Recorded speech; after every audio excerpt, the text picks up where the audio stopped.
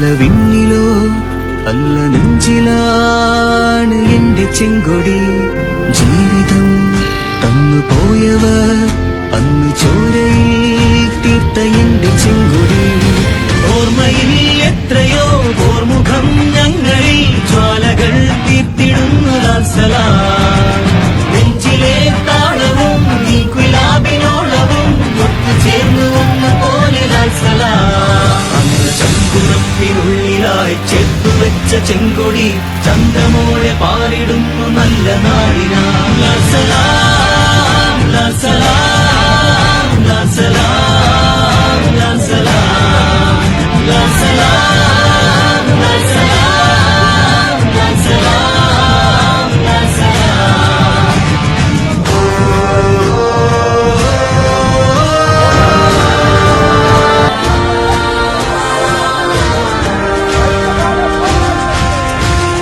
മണ്ണിലോ അല്ല വിണ്ണിലോ അല്ല നെഞ്ചിലാണ് എന്റെ ചെങ്കൊടി. ജീവിതം തന്നു പോയവർ അന്ന് ചോരയിൽ തീർത്ത എന്റെ ചെങ്കൊടി. ഓർമ്മയിൽ എത്രയോ ഓർമുഖം ഞങ്ങളിൽ ജ്വാലകൾ തീർത്തിടുന്നു ലാൽസലാം. നെഞ്ചിലെ താളവും ഈ കുലാബിനോളവും ഒത്തുചേർന്നു ഒന്നുപോലെ ലാൽസലാം. അന്ന് ചങ്കുറപ്പിനുള്ളിലായി ചേർത്തുവെച്ച ചെങ്കൊടി ചന്ദ്രമോളെ പാലിടുന്നു നല്ല നാടിനാ. ലാൽസലാം ലാൽസലാം ലാൽസലാം ലാൽസലാം ലാൽസലാം ലാൽസലാം ലാൽസലാം ലാൽസലാം.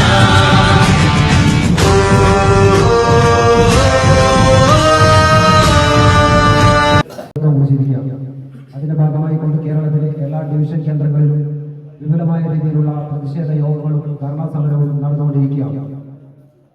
നമുക്കറിയാവുന്നതുപോലെ വൈദ്യുതി ബോർഡിലെ അവകാശാനുകൂല്യങ്ങളെല്ലാം തന്നെ ആരെങ്കിലും നമുക്ക് വെറുതെ തന്നതല്ല. വലിയ രക്തസാക്ഷിത്വത്തിന്റെയും നിരവധിയായ പോരാട്ടങ്ങളുടെയും ഫലമായി തൊഴിലാളി വർഗം നേടിയെടുത്ത അവകാശങ്ങളെ വൈദ്യുതി ബോർഡ് മാനേജ്മെന്റിന്റെ ഏകപക്ഷീയമായ തീരുമാനത്തിന്റെ ഭാഗമായി കൊണ്ട് മാറ്റാൻ ആവശ്യമായ തീരുമാനത്തിലേക്ക് പോകുമ്പോൾ അതിനെതിരെ ശക്തമായ പ്രതിഷേധം തീർക്കുക എന്നത് തൊഴിലാളി വർഗത്തിന്റെ കടമയും ഉത്തരവാദിത്വം കഴിഞ്ഞ നാളുകളിൽ നാം തുടക്കം കുറിച്ചു. അസോസിയേഷന്റെ സംസ്ഥാന വൈസ് പ്രസിഡന്റ് സഖാവ് ജനാർദ്ദൻ സഖാവിനെ പരിപാടിയിലേക്ക് ക്ഷണിക്കുന്നു. പരിപാടിയിൽ സംബന്ധിക്കുന്ന ഓഫീസേഴ്സ് അസോസിയേഷന്റെ സംസ്ഥാന കമ്മിറ്റി അംഗം ഭാസ്കരൻ സർ, അതുപോലെ തന്നെ വർക്കേഴ്സ് ഫെഡറേഷന്റെ സംസ്ഥാന വർക്കിംഗ് പ്രസിഡന്റ് സഖാവ്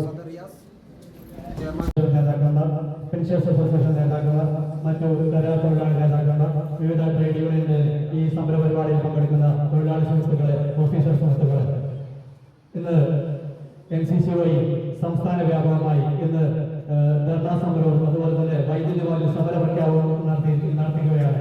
ഇതിന് മുന്നോടിയായിട്ട് കാസർഗോഡ് ഡിവിഷന്റെ പരിപാടിയാണ് ഇവിടെ നടന്നുകൊണ്ടിരിക്കുന്നത്.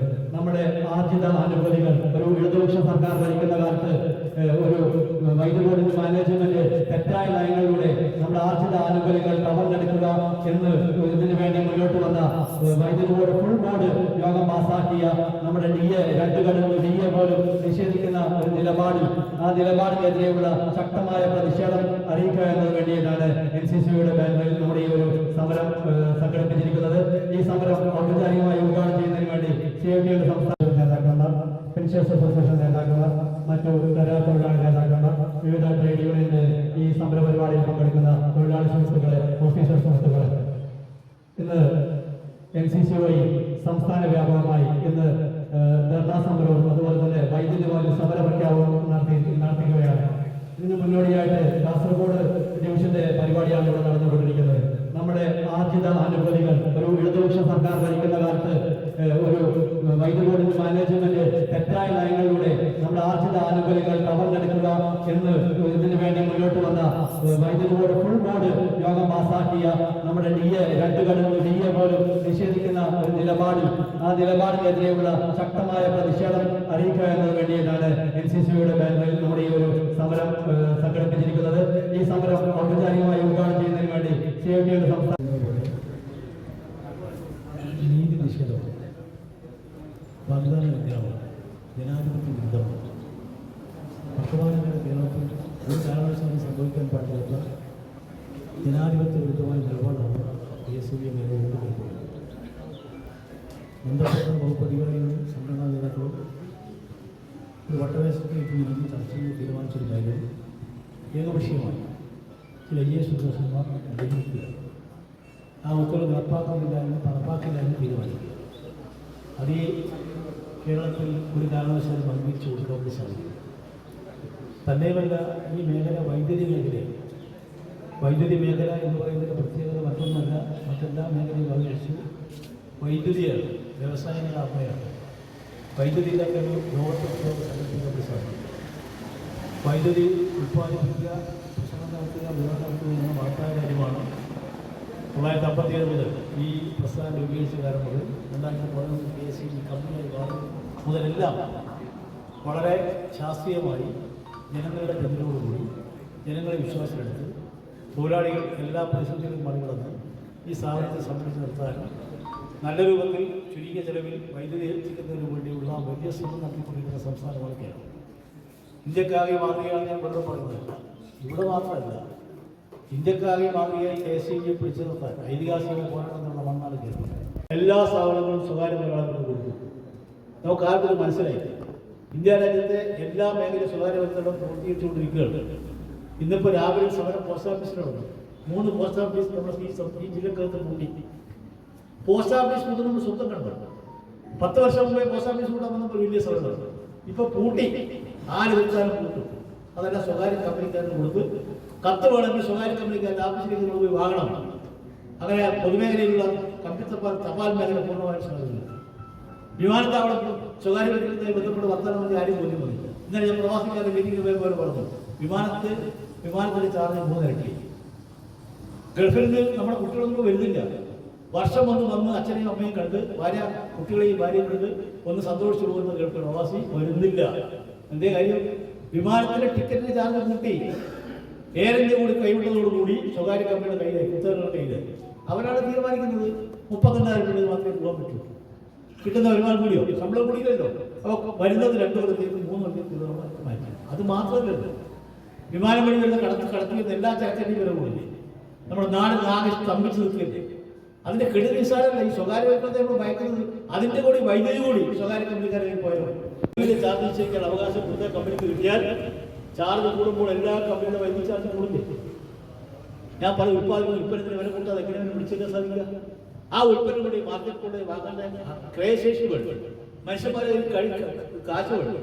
അത് വാങ്ങാതിരിക്കുമ്പോൾ കെട്ടിക്കിടക്കുമ്പോൾ ഉൽപ്പാദിപ്പിക്കില്ല. പിന്നെ കമ്പനി കൂട്ടും, ആദ്യം ലേ ഓഫ്, പിന്നെ ലോക്കൗട്ട്, പിന്നെ കൂട്ടും. ഞാൻ സൂചിപ്പിക്കുന്നത് എല്ലാ മേഖലയും പ്രതിസന്ധി ഉണ്ടോ? ഇപ്പൊ ഞാൻ പറഞ്ഞു വന്ന വിഷയം എന്ന് വെച്ചാൽ എല്ലാ മേഖലയും സ്വകാര്യവൽക്കരണമാണ്, വിടുന്നില്ല. ഇപ്പൊ റെയിൽവേ സ്റ്റേഷൻ ഇപ്പൊ ഒരു പുതിയ മുദ്രാവാക്യം ഉണ്ട്, നല്ല കാര്യം. റെയിൽവേ സ്റ്റേഷനെ നവീകരിക്കും, അത് പുതുക്കുകയാണ്. ഇതെന്തോ വികസനമാണെന്നൊക്കെ പറയുന്നത്. മനസ്സിലായി കൂടി ലാഭമുണ്ടെങ്കിലേ കച്ചവടം നടത്തുന്ന ആൾ വരും, നല്ല ഭംഗിയുണ്ടെങ്കിലേ കച്ചവടം കൊടുക്കും. അതുകൊണ്ട് മുഖം ഇരിക്കുകയാണ് നിൽക്കാൻ. മിക്കവാറും എല്ലാ സ്ഥലത്തും കച്ചവടമായി. കണ്ണൂർ റെയിൽവേ സ്റ്റേഷൻ തൊട്ട് മുമ്പുള്ള BPC കമ്പനി അത് പൊട്ടി. ഞങ്ങൾ മനസ്സിലാക്കുന്നത് അവിടെ വലിയൊരു സ്റ്റാർ ഹോട്ടൽ വരാൻ വേണ്ടി റെയിൽവേന്റെ സ്ഥലമാണ്, കൈമാറി. PPP ആണ് നമ്മൾ പറഞ്ഞത്. ഇപ്പൊ PP ഒക്കെ പോയി, പ്രൈവറ്റ് കമ്പനി പാർട്ണർഷിപ്പൊക്കെ പോയി. നേരിട്ട് കൊടുക്കുക. 30-90 കൊല്ലത്തേക്ക് പോട്ടം തിരിച്ചിട്ടു. ഈ റെയിൽവേ സ്റ്റേഷൻ വിറ്റു. പറയുമ്പോൾ അത്ഭുതപ്പെട്ടു. റെയിൽവേ സ്റ്റേഷൻ റെയിൽവേ പാളങ്ങളും തീവണ്ടികളും വിറ്റു കൈമാറി നടത്താൻ കൊടുക്കുന്നുണ്ട്. അതിന് 1-ാം ഘട്ടത്തിൽ ലാഭം ഉണ്ടാക്കാൻ 1-ാം ഘട്ടം 10 രൂപയിലെ ഫ്ലാറ്റുകൾ കയറാൻ. നമ്മുടെ മാവേലി വണ്ടിയുടെയും മലബാർ വണ്ടികളൊക്കെ സ്ലീപ്പർ കോച്ച് ഇല്ലല്ലോ. ഇപ്പോൾ സ്ലീപ്പർ കോച്ച് പറയും എല്ലാം 3rd AC ആണ്. എന്താ കാര്യം? 3rd AC 3 ഇരട്ടിയല്ലേ കാരണം. ഞങ്ങളുടെ ആഴ്ചയിൽ ഒരു പ്രാവശ്യം തിരുവനന്തപുരം പോകുന്ന ആൾക്കാരാണ്. AC-ക്ക് 920 മറ്റേ 340, 3 ഇരട്ടിയല്ലേ. ലാഭത്തിലെ കച്ചവടം നടക്കൂ. അതിന്റെ ഭാഗമായി 1-ാം ഘട്ടം ഇത് ലാഭത്തിലാക്കി തീർക്കാൻ ആവശ്യമായ പണിയെടുത്ത് നടത്തിക്കൊണ്ടിരിക്കുന്നത്. കോച്ചിന്റെ എണ്ണം കൊടുക്കുക, സ്ലീപ്പർ കോച്ചിന്റെ എണ്ണം കൊടുക്കുക. വരുമാനം എന്ത് ചെയ്യുന്ന കാര്യം 1 കിലോ 150 രൂപ വാങ്ങുന്ന സ്ഥിതി വരില്ലേ. ഞാൻ സൂചിപ്പിക്കുന്നത് രാജ്യം ഭരിക്കുന്ന ഗവൺമെന്റ് നടപ്പാക്കുന്ന ആവോളികളുടെ സ്വകാര്യീകരണം, ഘടനാപരമായ പരിഷ്കാരങ്ങൾ സ്വകാര്യവൽക്കരണം, അതിന്റെ പൂർത്തീകരണത്തിലേക്ക് കണക്കുകൾ. യോജിച്ച പോരാട്ടത്തിന് വേറെ മാർഗമില്ല. യോജിച്ച പോരാട്ടത്തിന്റെ ഭാഗമായിട്ട് ഇപ്പോൾ ജീവിതത്തിന് ഒറ്റക്കെട്ടായി മുന്നോട്ട് വന്നു. ഇതൊരു സൂചനയാണെന്ന് നമ്മൾ കണ്ടു. ഇതൊരു സൂചനയാണ്. വേതനം വെട്ടിക്കുറക്കുക. ഞാൻ സമയം കണ്ടത് കൂടുതൽ കാര്യങ്ങൾ പറയുന്നില്ല. നിങ്ങൾ ഇനി സംഘടിക്കണ്ട, ഇതുപോലെ സമരം ചെയ്യില്ല. അതാണ് ലേബർ കോഡ്.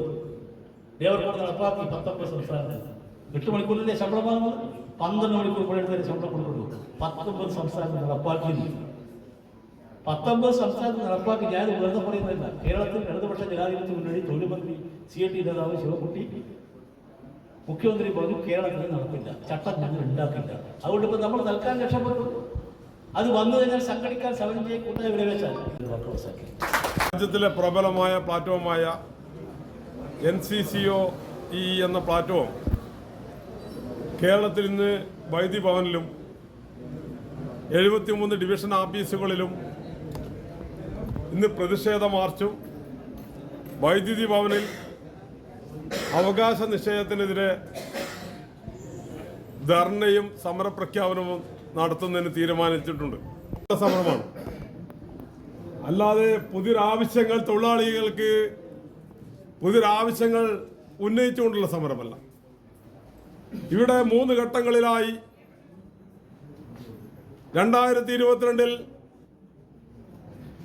ശ്രീമാൻ അശോകൻ CMD ആയിരുന്നപ്പോൾ തുടർച്ചയായ 6 ദിവസം നടത്തിയ സമരം, അതിനുശേഷം പിന്നീട് 18 ദിവസം തുടർച്ചയായി വൈദ്യുതി ബോർഡിന് മുന്നിൽ നടത്തിയ സമരം, അതിനുശേഷം നമ്മുടെ ടോട്ടക്സ് മാതൃകയിൽ സ്വകാര്യവൽക്കരിക്കുന്ന നീക്കത്തിനുള്ള സമരം. ഈ സമരങ്ങളുടെയൊക്കെ ശക്തമായ പോരാട്ടത്തിനൊടുവിൽ ബഹുമാനപ്പെട്ട വൈദ്യുതി മന്ത്രി, ബഹുമാനപ്പെട്ട ചെയർമാൻ, ബഹുമാനപ്പെട്ട കേരളത്തിലെ മുഖ്യമന്ത്രി അടക്കമുള്ളവരുടെ ശ്രദ്ധയിൽപ്പെടുത്തിക്കൊണ്ട് ഉണ്ടാക്കിയ ധാരണ പൊളിക്കുന്നതിന് വേണ്ടി സഖാക്കളെ ഇന്നത്തെ ഊർജ സെക്രട്ടറി ജ്യോതിലാൽ ഇവിടെ തിട്ടൂരമിറക്കിയിരിക്കുകയാണ്. ബഹുമാനപ്പെട്ട മുഖ്യമന്ത്രി അവിടുന്ന് കൃത്യമായി നോട്ട് കൊടുത്തു. വൈദ്യുതി ബോർഡിലെ പ്രശ്നങ്ങൾ പരിഹരിക്കുവാൻ വേണ്ടി ശ്രീമാൻ K. കൃഷ്ണൻകുട്ടിയെ ചുമതലപ്പെടുത്തി. അദ്ദേഹം മീർ മുഹമ്മദിൽ നമ്മുടെ കഴിഞ്ഞ ചെയർമാനോട് KSEBിൽ നിന്നുള്ള പ്രശ്നങ്ങൾ 9ഓളം വരുന്ന പ്രധാനപ്പെട്ട പ്രശ്നങ്ങൾ പരിഹരിക്കുന്നതിന് യോഗം വിളിച്ചു പറഞ്ഞതാണ്, ഓണത്തിന് മുമ്പേ നിങ്ങൾക്ക് 2 കൊണ്ട് ക്ഷാമവത്ത് തരും. ക്ഷാമവത്ത നോക്കൂ, 29-ാം തീയതി ഇവിടെ വൈദ്യുതി ബോർഡിൽ ജ്യോതിലാൽ പങ്കെടുത്ത ഫുൾ ടൈം ബോർഡ് യോഗത്തിൽ, ഫുൾ ബോർഡ് യോഗത്തിൽ അത് മാറ്റിവെച്ചു. പ്രിയപ്പെട്ട തൊഴിലാളികളെ, കേരളത്തിലെ 1,37,00,000 ഉപഭോക്താക്കൾക്ക് കേവലം 26,000 വരുന്ന തൊഴിലാളികൾ, 33,000 വേണ്ടിടക്ക 9,000 തൊഴിലാളികളുടെയും ഓഫീസർമാരുടെ കുറവ് മൂലം ഒരു ഉപഭോക്താവിന് പ്രയാസം വരാത്ത രീതിയിൽ ഊർജ വകുപ്പ് സെക്രട്ടറി ഈ വൈദ്യുതി തൊഴിലാളിയുടെ അവകാശത്തിന് മുകളിൽ കൈവെക്കുന്നത് എന്തിന് ചോദ്യമാണ്.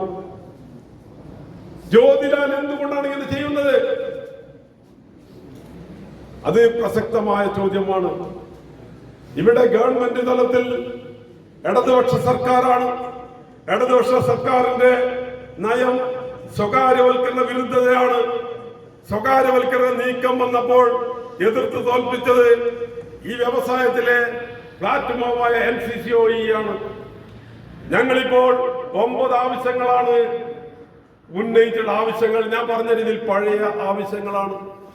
ഒന്ന്, ക്ഷാമബത്ത അനുവദിക്കുക. എത്രയാ? 18% കുടിശ്ശികയാണ്. 18% വൈദ്യുതി ബോർഡ് കുടിശ്ശികയാണ്. വൈദ്യുതി ബോർഡിൽ 1957 മുതൽ 2013 വരെ കൃത്യമായി വൈദ്യുതി KSEB എന്ന പേര് അറിയപ്പെട്ടു. 2013 കേന്ദ്ര നയത്തിന്റെ ഭാഗമായി KSEB ലിമിറ്റഡ് എന്നവരിൽ പൊതുമേഖലയിൽ രാജ്യത്തെ മാതൃകയായി പ്രവർത്തിക്കുന്ന സ്ഥാപനമായി മാറിക്കഴിഞ്ഞു. എല്ലാത്തിനും 1ാം സ്ഥാനമാണ്. 100% മീറ്ററിംഗ് കേരളം 1ാമത്. ബോർഡ് എന്ന പേരിൽ നമ്മുടെ ലിമിറ്റഡ് സ്ഥാപനം എന്ന രീതിയിൽ ഇതിന്റെ ലാഭവിഹിതത്തിൽ എടുത്താണ് ഞങ്ങൾക്ക് ക്ഷാമബത്ത തരുന്നത്. അതുകൊണ്ട് ഇൻഡസ്ട്രിയൽ ഡിസ്പ്യൂട്ട് ആക്ട് പ്രകാരം കേന്ദ്ര ഗവൺമെന്റ് എപ്പോ ക്ഷാമബത്ത പ്രഖ്യാപിക്കുന്നുവോ അതിന് 1-2 ആഴ്ചക്കുള്ളിൽ പത്രങ്ങളിൽ കൊടുത്തതല്ലേ ഞങ്ങളുടെ ജോലിയുമായി ബന്ധപ്പെട്ട കാര്യങ്ങൾ. KCB അഭിനന്ദിച്ചില്ലേ? എന്തിനേറെ പറയുന്നു, നമ്മുടെ വിനീഷയുടെ നാട്ടിലുള്ള അവിടെയുള്ള തിരുവനന്തപുരത്തുള്ള മനോരമയുടെ ലേഖകൻ പറഞ്ഞില്ലേ, എന്ത് ദിവസം ഡാറ്റയുമായി ബന്ധപ്പെട്ട് നെറ്റ്വർക്ക് കണക്ഷനുമായി ബന്ധപ്പെട്ടുകൊണ്ട് BSNL സേവനവും വൈദ്യുതിയുടെ സേവനവും അദ്ദേഹത്തിന്റെ ഫേസ്ബുക്കിൽ കുറിച്ചിട്ടതല്ലേ. 2-3 ദിവസമായി അവിടെ നെറ്റ്വർക്ക് കിട്ടാത്തപ്പോൾ KSE പോസ്റ്റ് പൊട്ടിയതുമായി ബന്ധപ്പെട്ടുകൊണ്ട് എന്റെ വീടിനടിയുടെ അടുത്ത് കേവലം 4 മണിക്കൂർ കൊണ്ട് തൊഴിലാളികൾ മാഫിസം വന്ന് ആ പ്രശ്നം പരിഹരിച്ചത് ആ സന്ദർഭത്തിൽ എല്ലാ പത്രമാധ്യമങ്ങളും റിപ്പോർട്ട് ചെയ്താണ്. ജനങ്ങളെ സംബന്ധിച്ചിടത്തോളം ഏറ്റവും നന്നായി പോകുന്ന പൊതുമേഖലാ സ്ഥാപനം അങ്ങനെ മുന്നോട്ട് പോയിക്കൊണ്ടിരിക്കുകയാണ്. 2022 ഇവിടെ പുതിയ മന്ത്രിസഭയുമായി ബന്ധപ്പെട്ടുള്ള രണ്ടാം മറ്റൊരു കാലത്ത് ഇരുൾ പരക്കും നേരത്ത് ഒരിറ്റുതിരി പോലിവിടെ പൊരുതാൻ പ്രതീക്ഷയായൊരു കൊടിയുണ്ട്. വിദ്വേഷത്തിൻ വിഷവിത്ത് പേരോടുന്നൊരു കാലത്ത് സമഭാവനയോടിവിടം പുലരാൻ സമരം ജീവിതമേ. കനവുണ്ടവരുടെ കൊടിയുണ്ടേ, തളർന്നിടാത്തൊരു മനമുണ്ടേ. നാളേക്കായൊരു ഗാഥ രചിക്കാൻ വരവുണ്ടേ. അവർ ഈ വഴിയെ ഉണരുന്നു കടലോരം.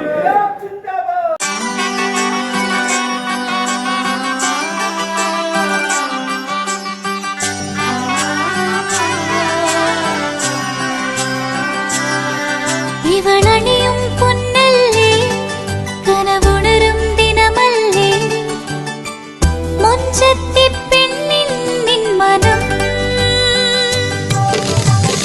പെണ്ണഴകിനു മിഴിവേകി എന്നെന്നും നിന്നില്ലേ, മാറ്റേറും പൊന്നിൻ താരമേ.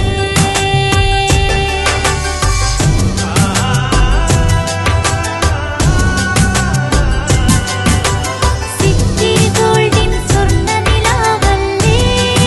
City Gold and Diamonds, Kerala and Karnataka, the glow of purity. Mariyam body ലോഷന് വെല്ലുന്നൊരു ലോഷൻ നമ്മുടെ കയ്യിലെത്തിയിട്ടുണ്ട്. അൽ ഫലാജ് പെർഫ്യൂം ഇൻഡസ്ട്രി എന്നുള്ള ബ്രാൻഡിന്റെ മുസ്കാൻ എന്ന് പറഞ്ഞിട്ടുള്ള ഒരു ബോഡി ലോഷൻ ആണ്. ഇതിന്റെ ബോക്സും കാര്യങ്ങളൊക്കെ ഇതാ ഈ രൂപത്തിലാണ്. നല്ലൊരു ഗിഫ്റ്റിംഗ് പ്രസന്റേഷനും കാര്യങ്ങളൊക്കെ കൊടുത്തിട്ടുണ്ട്. ഇവിടെ നല്ലൊരു മുസ്കാൻ എന്ന അറബിയിലെ കാലിഗ്രഫിയും കാര്യങ്ങളൊക്കെ കൊടുത്തിട്ടുണ്ട്. നല്ല ബ്യൂട്ടിഫുൾ ആയിട്ടുള്ള പ്രസന്റേഷൻ കേട്ടോ. ജസ്റ്റ് ഓപ്പൺ ചെയ്തുതരാം. ഈ രൂപത്തിലായിരിക്കും ഇതിന്റെ ഓപ്പണിംഗും പ്രസന്റേഷനും വരുന്നത്. ഇതാണ് മുസ്കാൻ എന്ന് പറഞ്ഞിട്ടുള്ള ബോഡി ലോഷൻ. എന്റെ മോനെ ഇതിന്റെ സ്മെല്ല് സ്നിഫ് ചെയ്യുന്ന വേണം, വേറെ ലെവൽ സ്മെല്ല്. കാരണം മറിയം ബോഡി ലോഷൻ വർഷങ്ങളായിട്ട് ഞാൻ യൂസ് ചെയ്തുകൊണ്ടിരിക്കുന്ന ഒരു ബോഡി ലോഷൻ ആയിരുന്നു. പക്ഷേ മുസ്കാൻ കിട്ടിയതിന് ശേഷം മറിയം ബോഡി ലോഷൻ ഒന്നുമല്ല ചെയ്യുന്ന ഓൾമോസ്റ്റ് ഒരു 99.9% പേരും ഈ ഒരു ഫ്രാഗ്രൻസ് ഇഷ്ടപ്പെടും. കാരണം നല്ലൊരു സ്വീറ്റ് ആയിട്ടുള്ള floral, fruity, vanilla, creamy, candy, milky സ്മെല്ലാണ് മുസ്കാനിൽ വരുന്നത്. വേറെ ലെവൽ സാധനം. ട്രൈ ചെയ്ത് നോക്കി, ഏതായാലും ഡിസപ്പോയിന്റഡ് ആവില്ല. മറിയത്തിനെക്കാട്ടിയും അത്യാവശ്യം നല്ല ലാസ്റ്റിംഗ് കിട്ടുന്നുണ്ട്. ഇത് നിങ്ങൾ GCCയിലൊക്കെ കുളിച്ച് കഴിഞ്ഞ ശേഷം നെക്കിലൊക്കെ അപ്ലൈ ചെയ്യുന്നുണ്ട്. ക്ലോത്തും കാര്യങ്ങളൊക്കെ ഇട്ട് നിങ്ങൾ ഓഫീസിലൊക്കെ പോയി തിരിച്ചു വന്ന് നിങ്ങൾ ക്ലോത്ത് ചേഞ്ച് ചെയ്യുന്ന സമയത്തും ഈ ഒരു സ്മെല്ല് GCCയിൽ ഫീഡ്ബാക്ക് കിട്ടിയിട്ടുണ്ടെന്ന് അവർ പറഞ്ഞിട്ടുണ്ട്. പിന്നെ അവർ മെയിനായിട്ട് ചെയ്യുന്നത് ഹോൾസെയിലാണ്. ആർക്കെങ്കിലും ബൾക്കായിട്ട് ഹോൾസെയിൽ വേണമെന്നുണ്ടെങ്കിൽ താഴെ കൊടുത്ത് നമ്മളെ കോൺടാക്ട് ചെയ്തോളി. അവർ കാര്യങ്ങളൊക്കെ അറേഞ്ച് ചെയ്യും. ഇനി നാട്ടിലോട്ട് ആർക്കെങ്കിലും ഹോൾസെയിലായിട്ട് വേണമെന്നുണ്ടെങ്കിൽ അതിനെ അവരെ കോൺടാക്ട് ചെയ്തോളി. പിന്നെ പെർഫ്യൂം ഒക്കെ ആർക്കെങ്കിലും മാനുഫാക്ചർ ചെയ്യണമെന്നുണ്ടെങ്കിൽ അതുപോലെ പ്രൈവറ്റ് ലാബിലും കാര്യങ്ങളൊക്കെ ചെയ്യണമെന്നുണ്ടെങ്കിൽ ഇവരെ കോൺടാക്ട് ചെയ്യുക. ഏതായാലും താഴെ ഡിസ്ക്രിപ്ഷനിൽ അവരുടെ കംപ്ലീറ്റ് ഡീറ്റെയിൽസ് ഞാൻ കൊടുക്കുന്നുണ്ട്. ഈ സാധനങ്ങൾ ഓർഡർ ചെയ്തോളി. ഓൾ ഓവർ UAE അവരുടെ ഡെലിവറിയും കാര്യങ്ങളൊക്കെ ചെയ്തിടും. വീടായാലും ഇൻഡസ്ട്രിയിലായാലും ബിസിനസ്, വിദ്യാഭ്യാസ സ്ഥാപനങ്ങളോ മതപരമായ സ്ഥാപനങ്ങളോ ആണെങ്കിലും വയറിംഗ് വർക്കുകൾ, HT, LT കണക്ഷൻ എന്നിവയ്ക്ക് ഗവൺമെന്റ് ലൈസൻസ്ഡ് ഇലക്ട്രിക്കൽ കോൺട്രാക്ടറായ പള്ളങ്ങോട് ഇലക്ട്രിക്കൽ വർക്സിനെ തന്നെ ഏൽപ്പിക്കണം. പണി കമ്മിറ്റ് ചെയ്ത സമയത്ത് തന്നെ തീർത്തു തരും. കൂടാതെ നിങ്ങളുടെ സ്ഥാപനത്തിൽ അനുമതിയില്ലാതെ ജനറേറ്റർ സ്ഥാപിച്ചിട്ടുണ്ടെങ്കിൽ പള്ളങ്ങോട് ഇലക്ട്രിക്കൽ വർക്സിനെ ഏൽപ്പിച്ചോളൂ. എല്ലാവിധ പേപ്പർ വർക്കുകൾ സഹിതം ഉത്തരവാദിത്തത്തോടെ തന്നെ വർക്ക് പൂർത്തിയാക്കാം. കോൺടാക്ട് ചെയ്യൂ 9496 200 200 9497 500 600. അതെ, ഒരു പുതിയ തട്ടിപ്പ് ഇറങ്ങിയിട്ടുണ്ട്. ഗൂഗിൾ പേ, ഫോൺ പേ, UPI അക്കൗണ്ടുകൾ വഴി നിങ്ങൾക്ക് പണം അയച്ചു തരികയും ശേഷം അത് തിരിച്ചയക്കാൻ ഒരു QR കോഡ് നിങ്ങൾക്ക് അയച്ചു തരികയും ചെയ്യും. QR കോഡിൽ നമുക്കവർ അയച്ചു തന്ന തുകയേക്കാൾ വലിയ തുകയായിരിക്കാം അവർ സെറ്റ് ചെയ്തിട്ടുണ്ടാവുക. ശ്രദ്ധിക്കാതെ നമ്മൾ QR കോഡ് സ്കാൻ ചെയ്ത് പണം അയക്കുകയാണെങ്കിൽ നമുക്ക് വലിയ തുക നഷ്ടമാകും. ഇത്തരത്തിൽ അപരിചിതർ പണം മാറി അയച്ചു എന്ന് പറഞ്ഞ് നിങ്ങളെ ബന്ധപ്പെട്ടാൽ ഒരു കാരണവശാലും പണം അവർക്ക് തിരിച്ചയക്കാൻ ശ്രമിക്കരുത്. അവരോട് NPCI വഴി കംപ്ലൈന്റ് രജിസ്റ്റർ ചെയ്യാൻ പറയുക. ഇനി നിങ്ങളാണ് ഇത്തരത്തിൽ പണം മാറി അയച്ചതെങ്കിൽ നിങ്ങൾക്കും NPCI വഴി കംപ്ലൈന്റ് രജിസ്റ്റർ ചെയ്യാവുന്നതാണ്. ഇതിനായി NPCI എന്ന വെബ്സൈറ്റിൽ കയറി കൺസ്യൂമർ എന്ന ഓപ്ഷനിലെ UPI കംപ്ലൈന്റ് ക്ലിക്ക് ചെയ്യുക. ശേഷം കംപ്ലൈന്റിലെ ട്രാൻസാക്ഷൻ എന്ന ഓപ്ഷനിൽ മുഴുവൻ വിവരങ്ങളും നൽകി സബ്മിറ്റ് ചെയ്യുക. തുടർന്ന് NPCI അതോറിറ്റി നിങ്ങളെ ബന്ധപ്പെടുന്നതായിരിക്കും.